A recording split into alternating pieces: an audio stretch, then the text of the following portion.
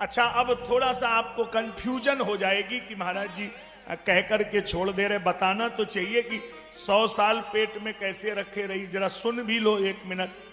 शाम का समय है, सूर्य अस्त हो गए हैं, चंद्र का उदय हुआ नहीं है।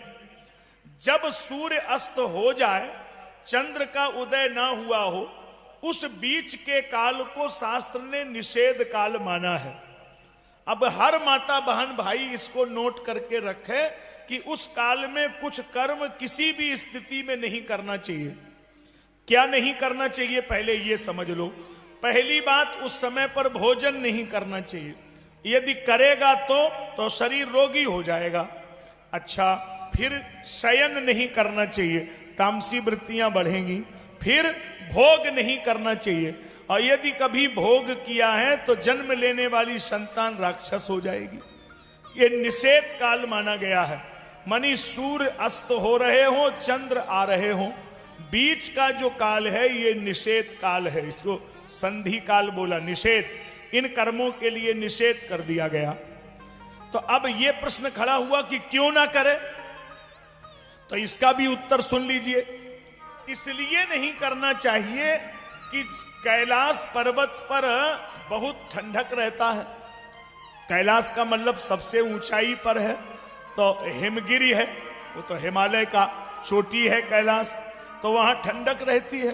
तो शंकर भगवान की ड्यूटी शाम को शुरू होती है। तो ये माता पार्वती पीछे बैठती हैं, बाबा नादिया पे बैठते हैं और त्रिलोकी की परिक्रमा लगाते हैं। और कितनी देर में लगाते हैं, जब तक सूर्य गए और चंद्र आए, इतने में एक परिक्रमा लगा लेते हैं।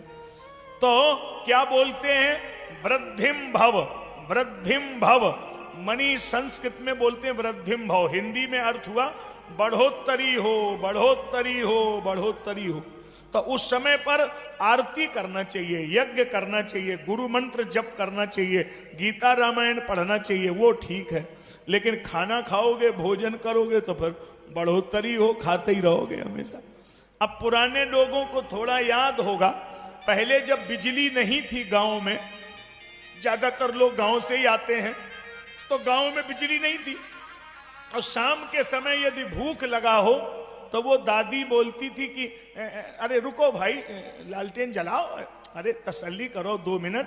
लालटेन जलाने के बाद ही भोजन परोसती थी। उसे पता था कि ये निषेध काल है, दीपक जलाने के बाद ही भोजन दिया जाता था। ये हमारा विज्ञान है, इसको ऐसा नहीं है। पुराने माताएं सब वैदिक संस्कार उनको पता था। तो